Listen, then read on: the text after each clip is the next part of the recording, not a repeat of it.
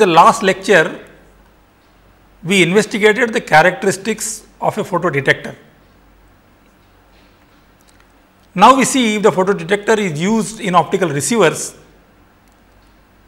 what are the performance parameters of an optical receiver? And in this case, essentially we are going to discuss the digital data. That means, if the information is sent in the form of bits, how do we measure the performance of an optical receiver? So, in this lecture, essentially we are going to discuss the performance of the optical receivers. We have seen in the previous lecture that in a photodetector or in general in an optical receiver, there are various types of noises which are present. So, we have a short noise, which is because of the statistical nature of the photons and the statistical nature of the interaction of the photon with the matters. This we call also as the quantum noise. We saw that this noise has a Poisson distribution, and this noise is multiplicative in nature. We also saw that there is a noise now, which is what is called the dark current noise, that in the presence of signal we have this noise, but when the signal is not present, then there is some ambient light falling on the photodetector, and that gives some fluctuations in the photocurrent, which we call as the dark current noise. So, dark current noise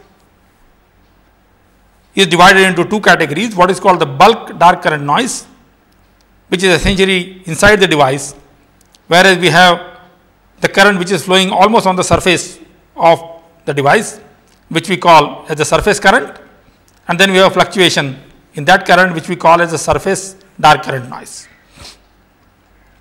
And then we saw that because of the resistances used in the electronic circuitry, we have the so called thermal noise, and this thermal noise is additive in nature, and also it is distribution is Gaussian.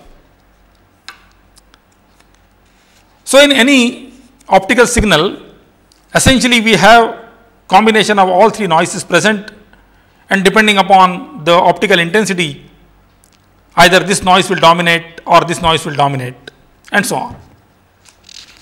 So, last time we wrote down the expressions for these noises.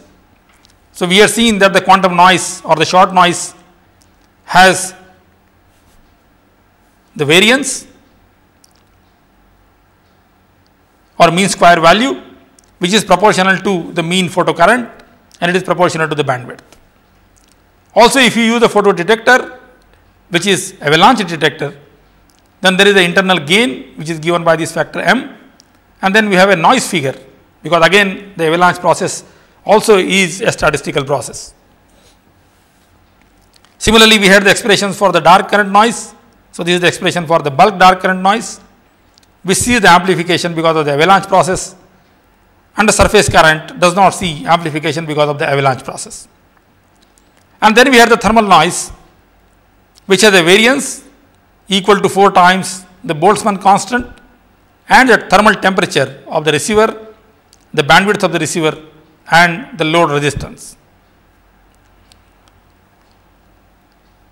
And then we said that assuming that these noises are independent of each other, the total variance will be sum of their variances.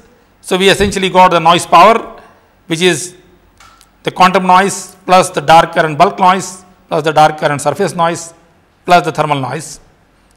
And then we got the signal power, which is proportional to IP square, and if you are using the avalanche photodetector, then this quantity will be having some value m. If you are using simple PIN detector, then m is equal to 1, and then there is no internal amplification in this process. So, essentially now we are going to make use of this quantity to find out the system performance, which is what is called the bit error ratio. I mentioned last time that if you are considering the analog communication system, then signal to noise ratio is the parameter which is of importance, whereas if you are using the data which is digital in nature, then more useful quantity is what is called the bit error ratio. That means is the ratio of number of bits wrongly detected to the total number of bits transmitted or received by the receiver. So, today essentially we are going to do the analysis of the bit error ratio.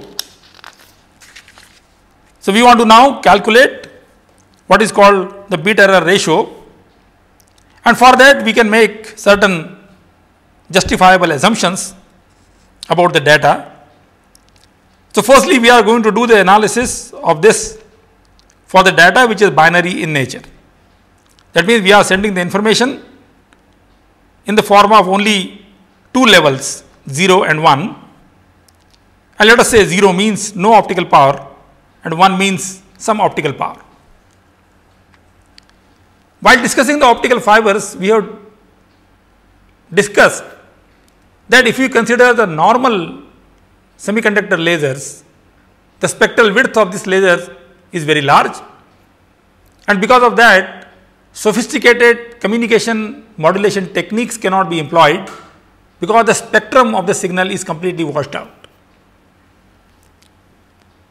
So, for normal optical communication system, essentially we use the amplitude modulation because that is the modulation which can be recovered in time domain. It does not require information about the spectral domain, and that modulation if we convert into corresponding digital form, that is the one which we call as the amplitude shift keying. That means now the data 0 and 1 is transmitted in the form of optical pulses. So, if 0 bit is transmitted, there is no optical pulse. If 1 bit is transmitted, there is an optical pulse. So, we are assuming now that data is binary. So, data is sent only either presence of a optical pulse or absence of a optical pulse. Also, we are assuming that the data is unbiased. That means there is no preference given to one level or 0 level. There is the equal possibility of getting 0 bit or 1 bit. Also, what we are assuming here is that the noise is additive in nature and it is Gaussian in nature. So, recall when we talk about the short noise, we said that actually the short noise is Poisson in nature, also it is multiplicative in nature. However, to do the analysis simpler, we take the appropriate variance value for the noise in two levels, 0 and 1. But beyond that point, we assume that this noise is distributed with Gaussian distribution, and then we can do the analysis for the bit error ratio. So, to account for the short noise appropriately into the analysis, essentially what we are doing now is we are saying that the noise is different for the 0 level and for the 1 level. So, appropriately we can provide this variances for the two levels for the data. If we do that, then essentially we have now the bits which are going with two levels. So, we have a 0 level here and we have 1 level here, and the noise is superimposed on this. So, these are the mean levels which are denoted level 1 and level 0, and this is the photocurrent, and photocurrent is fluctuating around this mean value corresponding to 0 level and around this mean value which corresponds to 1 level. And in general, as we said, we are assuming that these quantities are variances of these two are not equal, and that is what is shown here. If you look at this distribution here, this distribution looks narrower compared to this distribution, and that is for the simple fact that in this case we will have the short noise present, whereas in this case we will have only noise which is dark current noise or the thermal noise. So, what is plotted here is the probability of the current lying around this mean position which is 0 So, the current will fluctuate around this value, which is this, and that is the density function for that current, for the 0. So, that is the density function which we say is P y given 0 corresponding to 0 level. Similarly, we can get here P y corresponding to level 1, where y is the quantity which is representing current or corresponding voltage if you are measuring the voltage across the load resistance. So, then we can write here the probability of the current for level 1 and level 0. So, we say that the density function, so P of, let us say, photocurrent I given 0. So, that is the density function for the 0 level, that is equal to 1 upon square root 2 pi into sigma 0 e to the power minus I1 or I minus I0 whole square divided by 2 sigma 0 square,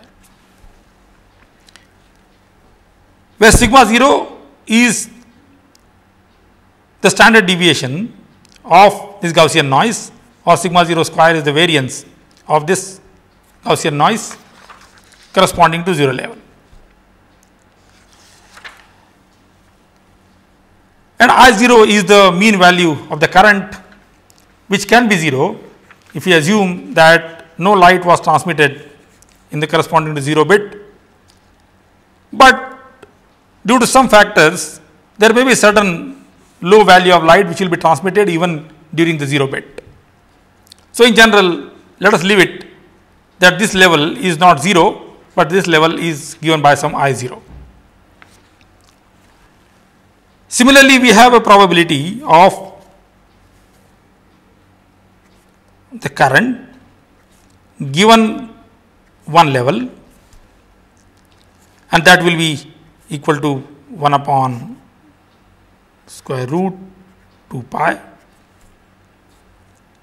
sigma 1 e to the power minus I minus I1 square divided by 2 sigma 1 square, where sigma 1 is the standard deviation of the noise for one level. So, as we have seen here, if the short noise is present, then you will have a value of the standard deviation larger for this compared to the 0 level. So, sigma 1 square and sigma 0 square are the total variances of noise corresponding to 1 and 0 level. So, now you can say that if the 0 level is transmitted, and since the data is binary, essentially what we do, we have a threshold level for decision. If the signal lies above the threshold value, then we detect the bit as 1. If the signal lies below the threshold value, then we detect the level as 0. So, we have this level here which we call as some I threshold, and just compare at the instant when the bit is expected. If the current is greater than this value, which is I threshold, then we assign the bit as 1. If the current is less than I threshold, then we assign the bit as 0. Now, with this density function which is given here, that means we can now calculate what is the probability that 0 level was transmitted, but the signal would have exceeded this value which is I threshold. and that probability essentially is given by this area under this. Similarly, if 1 was transmitted and if the signal happens to lie below the threshold value, then we will detect 1 as 0 and then there will be a bit error. So, for 0 level transmission, if the signal exceeds I threshold, there is a bit error, whereas for 1 level transmission, if signal lies below I threshold, then there is a bit error. So, now we can say that the total bit error probability is the probability of bit error for 1 level plus the probability of bit error for 0 level. And of course, 0 then 1 appearances also will have their own probabilities. So, we can write what is called the bit error ratio, which is nothing but the probability of any bit detected wrongly. So, we can write BER is equal to the error probability of detecting 0 when 1 was transmitted. So, that is probability of getting signal 0 when 1 was transmitted multiplied by the probability of transmission of 1. So, which is probability of 1 plus the probability of detecting 1 when 0 is transmitted multiplied by the probability of transmission of 0.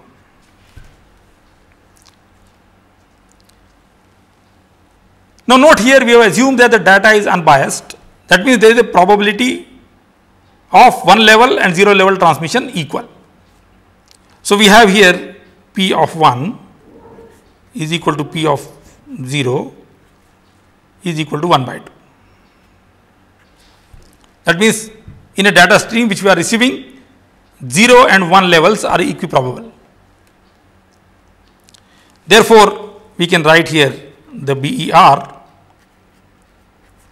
that is equal to 1 by 2 into this probability.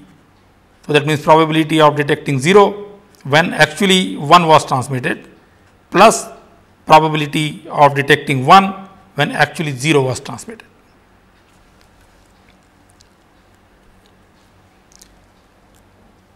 And as we have seen, probability of this when 1 was transmitted detecting 0 is essentially given by this area. So, if I take this density function corresponding to 1 and if I integrate for the currents minus infinity up to this point I threshold, that is the area which gives me the probability that the current will lie below threshold value and therefore 1 will be detected as 0.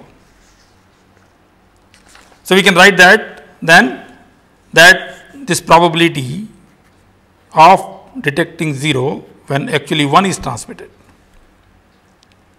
that is 1 upon square root 2 pi sigma 1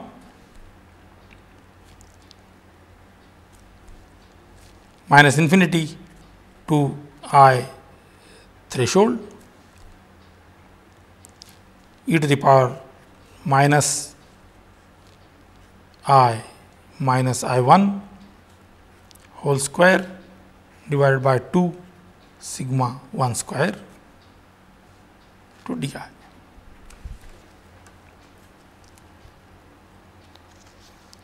Similarly, the probability of this, which is probability of detecting 1 when actually 0 was transmitted, that will be given by this area. So, if I take a density function corresponding to 0 level and if I integrate this from the I threshold up to infinity. This area is the error probability, which will be P10. So, we can write P10 that is equal to 1 upon square root 2 pi sigma 0 integral I threshold to infinity e to the power minus I0 whole square divided by 2 sigma 0 square di.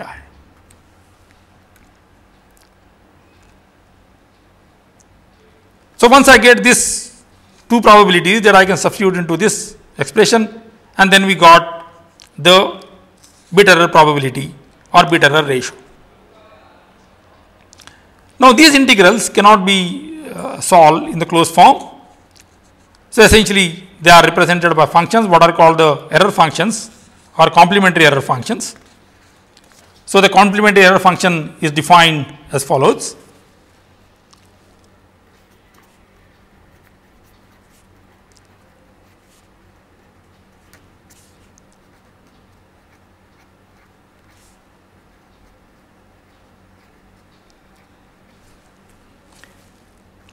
ERFC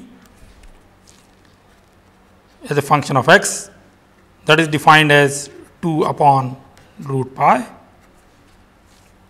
integral x to infinity e to the power minus y square dy.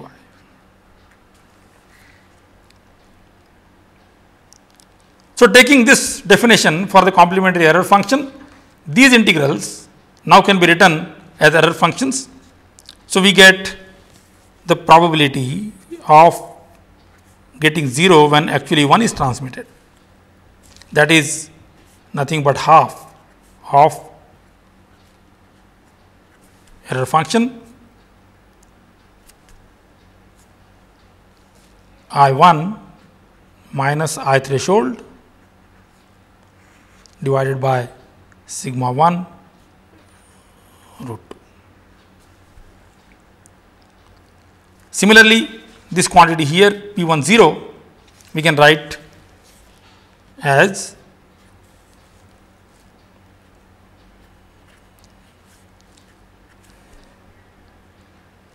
half complementary error function of I threshold minus I0 divided by sigma 0 root 2. So, in fact, there are standard complementary error function tables are available. So, if you know this quantity, the threshold current and the level I1 and I0, then we can find out this quantity here. Then we can go to the tables for the complementary error function, and from there then we can find out this probability of getting 0 or getting 1, and then we can find out the total probability of error in the data, which we call as the bit error rate. So, combining these two and substituting into this expression for the BER, we get now the BER for the data, which is equal to 1 upon 4 ERFC of I1 minus I threshold upon sigma 1 root 2 plus ERFC I threshold minus I0 upon sigma 0 root 2.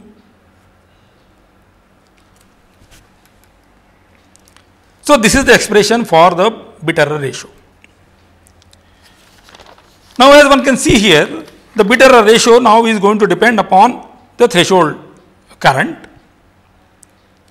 and which makes sense, because if you look at these plots here, if the threshold value is brought down,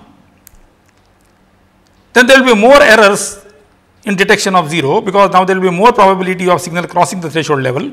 So, more zeros will be detected wrongly, but there will be lesser ones detected wrongly. So, more ones will be detected correctly. Similarly, if I bring the threshold value higher, then more ones will go wrong and more zeros will be detected correctly. So, there has to be some optimum value for which essentially we get the BER minimized. So, now we have question that if you are having the bit error rate given by this quantity, which is a function of I threshold, then what is this value of optimum value for I threshold for which this bit error ratio would go minimum? And one can show that this bit error ratio goes minimum when we have this condition satisfied. So, we get BER minimum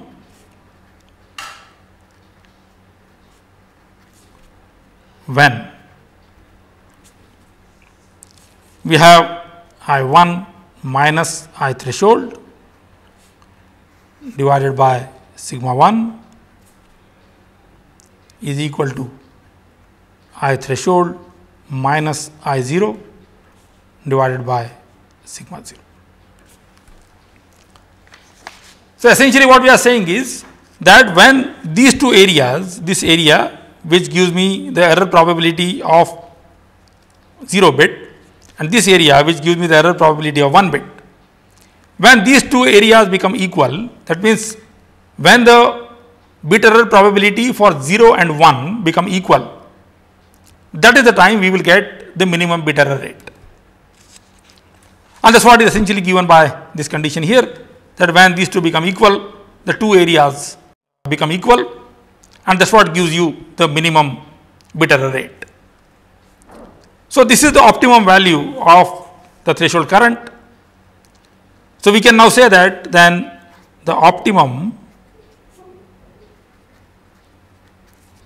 threshold current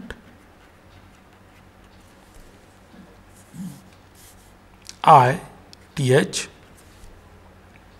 that by solving this we get essentially as sigma 0 I1 plus sigma 1 I0 divided by sigma 0 plus sigma 1.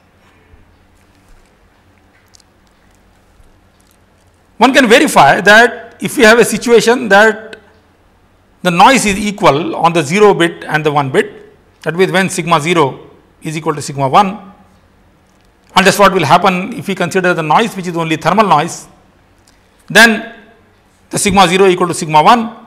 So, the I threshold essentially will become I1 plus I0 divided by 2. So, for a binary data for which the noise is equal on both the levels, that time the threshold level has to be halfway between these two levels. So, it is I1 plus I0 divided by 2, whereas when the sigma 1 and sigma 0 are not equal, that time we have to adjust the threshold appropriately to minimize the bit error ratio. And in optical communication, it is more appropriate to treat the sigma 0s and sigma 1 different, because there may be a possibility that in this level you may have a short noise which may be substantially larger compared to the noise which you get here because of the essentially thermal origin. So, in general essentially then we are having the optimum value of threshold current, which essentially is given by this. Now, one can consider the case when sigma 1 is much greater than sigma 0. There could be one extreme condition, or other condition could be sigma 0 could be equal to sigma 1, which we call as a thermal noise condition. So, firstly, for optimum value of this thing, if I substitute this ITH into this now, we can get this quantity which we call as the Q parameter of the data. So, we define a quantity Q which is this quantity essentially. So, if I substitute the optimum value in this, these two will become equal, right, and that Q quantity will be given by I1 minus I0 divided by sigma 1 plus sigma 0.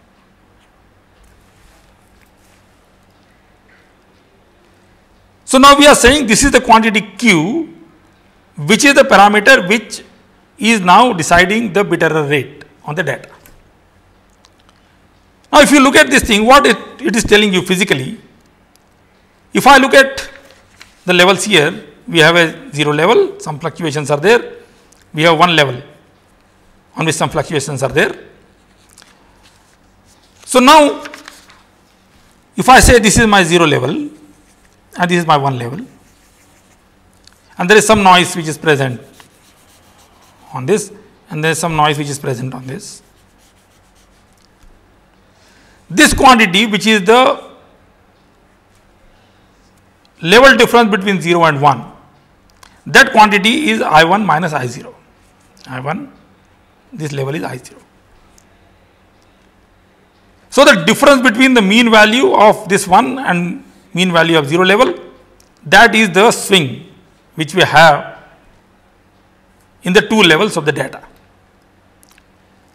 And sigma 1 and sigma 0 are essentially deviations from this mean level.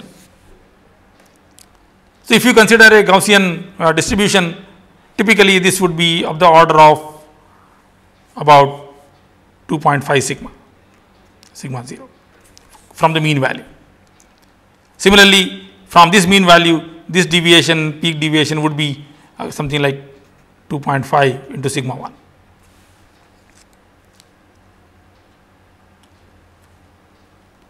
So now we are having an encroachment in this swing, which is from I0 to I1 between the two levels, and the encroachment is now from both sides.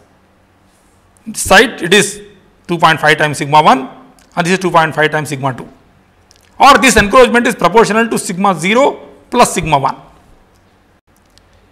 So we have this quantity which is the swing in the two levels, which is I1 minus I0, and then we are having an encroachment because of the noise in this swing, that is proportional to sigma 0 plus sigma 1. So essentially this range which is available now, clean, one can call this as noise margin.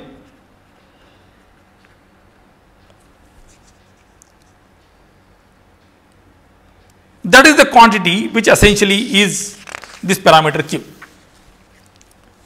So we are essentially talking this quantity Q, which is saying that we have a total swing which is available between two levels, I1 minus I0, and then you are having, this is the encroachment parameter. So this is a quantity which is in some sense is a measure of what is the noise margin present into your system, and that is the quantity which is now going to decide the bit error rate of the receiver. So now if I substitute this Q, since these two quantities have become equal now for the minimum bit error ratio, the BER expression now can be simplified further. So for this optimum condition, these two terms have become equal, and this quantity here, I1 minus I threshold divided by sigma 1, that quantity is nothing but Q. So we can write down now the bit error rate, which is BER, that is now equal to half ERFC Q divided by root 2.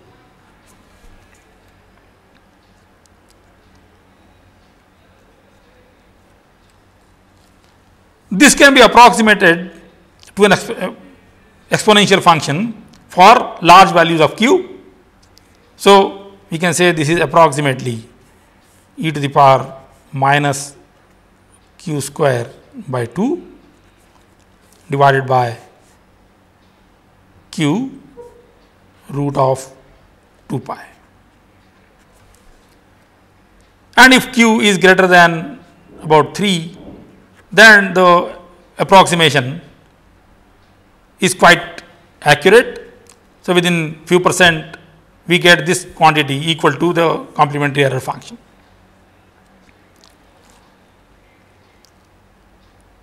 So now essentially what we are saying is we have now derived the expression for the bit error ratio, and we have defined this parameter q, which essentially is a measure of the current swing between the two levels 0 and 1 and the noise present at the two levels.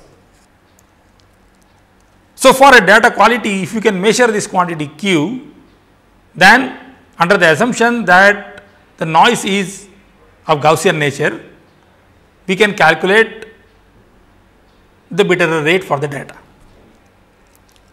Now as we can see here, this quantity is a very rapidly decreasing function of q. It is going as e to the power minus q square. So if you plot this function, the function essentially looks like this.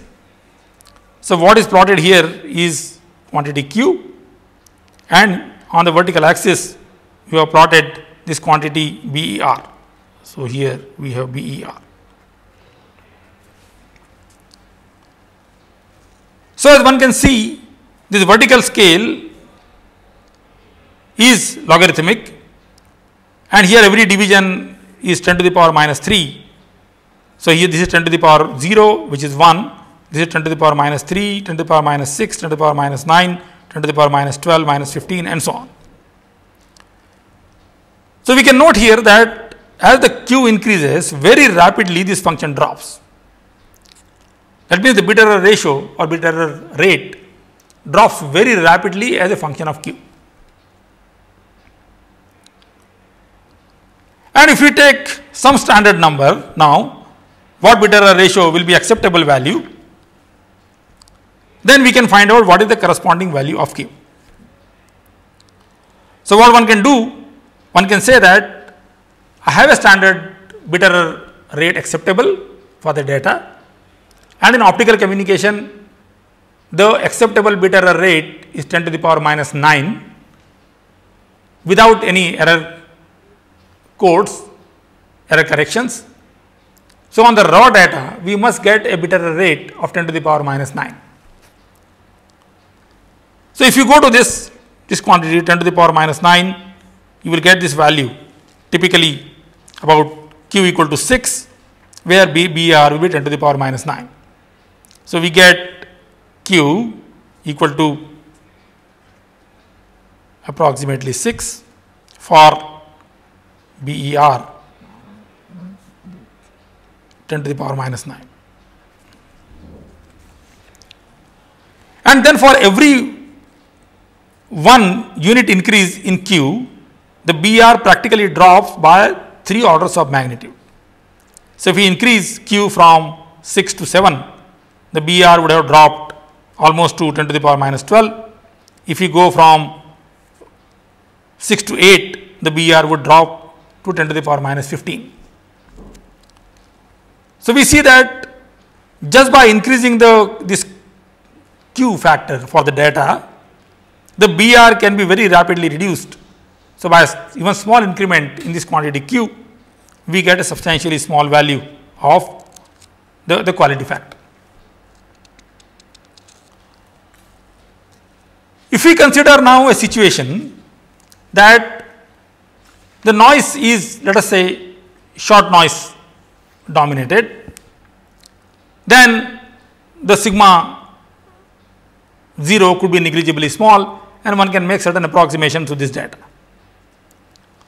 But in general, as we have seen, essentially when sigma 0s and sigma 1s are not equal, then essentially we have to deal in general case, and then we can define this parameter q, which will now decide the bit error rate of the data. So let us see what we have done up till now. We have first said we are having various noises present into the receiver. We find out the total variance of the noise, which is sum of the variances of various noises. From that variance, then we say that we have the noise variance corresponding to 0 level and the noise variance corresponding to 1 level. And without worrying about what is the actual distribution of this fluctuation, we say that this fluctuation is of Gaussian nature. And under this assumption, then we say that we are having two distributions, one corresponding to one level, other corresponding to 0 level, and these two distributions have different variances. So, at 0 level we have the variance which is sigma 0 square, and for level 1 we have variance which is sigma 1 square. And then we derived the expression for the beta error ratio. We find the optimum level for which the beta error rate is minimum, and then for that we get a parameter what is called the Q parameter of the data, and then we get the beta error rate as a function of that Q parameter. And as I mentioned, for a standard data, the beta error rate should be less than 10 to the power minus 9. So, that means for a data we require Q to be of the order of 6 or more. With this understanding of BER, now one can go back to our signal to noise ratio expressions, and as I mentioned, we can make certain approximations to domains. That means one high power domain, other one is the low power domain. So, essentially the operation we can divide into two categories. One is what we call as the thermal noise dominated,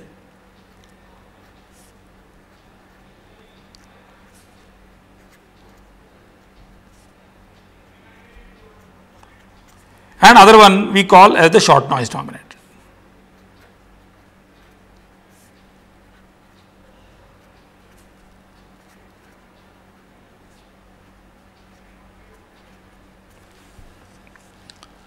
In thermal noise dominated situation, essentially we are saying that the sigma t is much greater compared to sigma s, the short noise.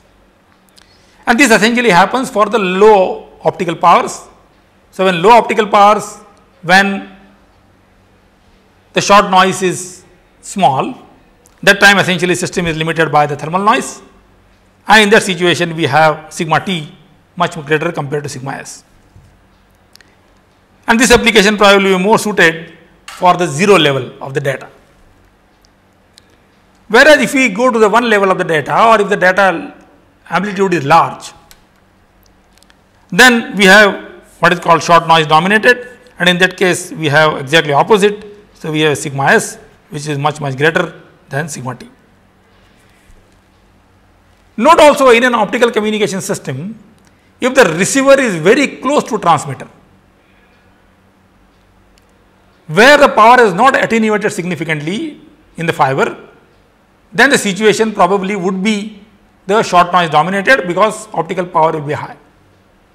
Whereas, if you go to a distance significantly far away from the transmitter, the optical signal would have attenuated significantly, and in that case essentially the short noise contribution will be less, and then the system will become thermal noise dominated. So, essentially we have, depending upon the location of the transmitter and receiver at the distance between them, we may get a situation which is either thermal noise dominated or short noise dominated. So, let us consider now the two limiting cases, the thermal noise and short noise dominated. So, what we do now, we consider this expression which we have got for the signal to noise ratio from here, and then we say that if we have a situation which is the thermal noise dominated, which is this, then this is the term which is present and all these quantities are negligibly small. Whereas, when we are having a short noise dominated situation, that time we have only this noise which is present. We can even assume that the dark noise also is negligibly small and thermal noise is also negligible. So, what we can do is, in these two regimes we can now get the signal to noise ratio. So, if I go for the thermal noise dominated,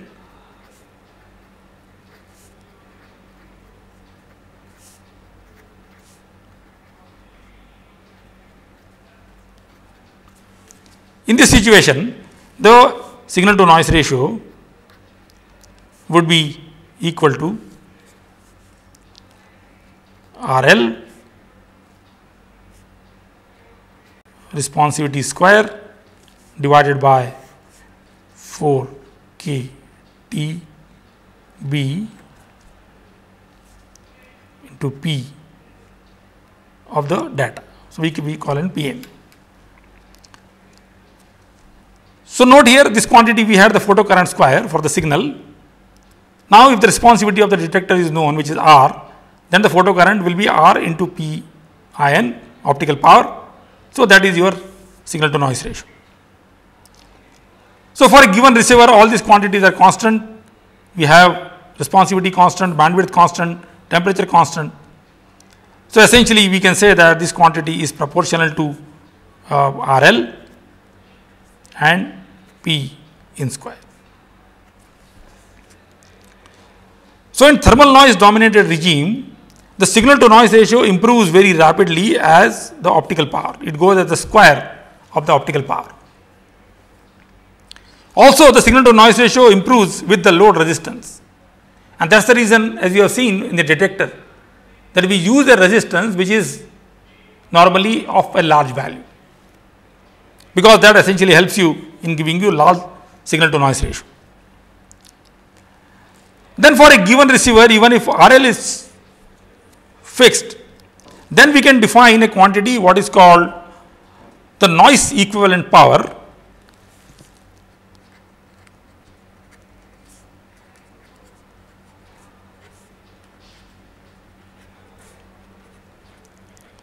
which is now a parameter of your receiver in the thermal noise dominated case. Let us say this is NEP, that is P in divided by square root of the bandwidth. So, this quantity from this expression essentially we can get 4 KTB KT into divided by RL R square, responsivity square to the power half. So, for a given load resistance, we have this noise equivalent power, and then this is given as watts per square root hertz, and typical receiver has this quantity ranging between 1 to 10 picowatts per hertz by 1 by 2. So, the important thing to note here is when we are having a thermal noise dominated regime, that time the signal to noise ratio can be improved rapidly by increasing the optical power, because it is proportional to the square of the optical power. If I consider on the other hand the thermal noise, not the short noise dominated regime, then the situation is different. So, let us say if I consider now the situation which is short noise dominated,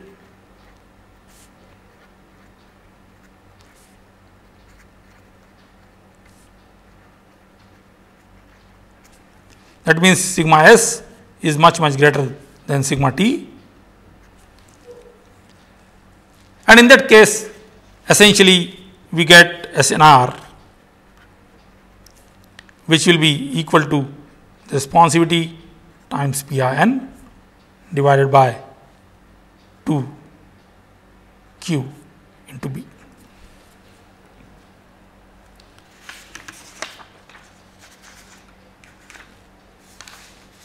We can see from here this quantity is negligible, this is negligible. So, only we have this quantity here, and this one is proportional to the photocurrent. So, one photocurrent will cancel with this. So, that is how you got this quantity which is R into PIN. So, in this case now the signal to noise ratio is proportional to the PIN. So, what is important thing to note here is that when I go to the low optical powers, at that time the system is dominated by thermal noise, and then by small increase in the optical power improve the signal to noise ratio significantly. Whereas, as the power increases in the optical signal, then slowly the short noise starts coming into picture, and for high optical power the thermal noise becomes negligibly small, and then the signal to noise ratio does not improve that rapidly as it was happening at the low optical powers. So, earlier the signal to noise ratio was going a square of the power, now it starts going only linearly as the optical power. This transition from the dominance of the thermal noise to the short noise, somewhere it takes between minus 20 to 30 dBm of power. So, if you have the optical power in the data which is more than about minus 20 dBm, then system essentially tries to go towards the short noise limited regime, whereas if you are having optical powers lying in the range of about minus 40, minus 50 dBm, then the system essentially is thermal noise dominated regime. So, essentially what we have done in this lecture, we have analyzed the bit error rate performance of an optical receiver in the presence of various noises. We assume that all noises can be put together and there will be equivalent variance we can define for the total noise, which would be different for 0 and 1 level. And then assuming that the noise is Gaussian, we can calculate the bit error ratio for the optimum value of the threshold. And we saw that the bit error rate or bit error probability drops very rapidly as a function of this parameter, what is called Q. So, a small change in this quality factor or data quality factor Q, that can improve the BER performance significantly. And then we saw that the system can be of two limiting cases, thermal noise dominated and short noise dominated. And in thermal noise dominated case, that means at low optical powers, signal to noise ratio improves as the square of the signal, whereas for the short noise limited, this signal to noise ratio scales as linearly, so it does not increase that rapidly.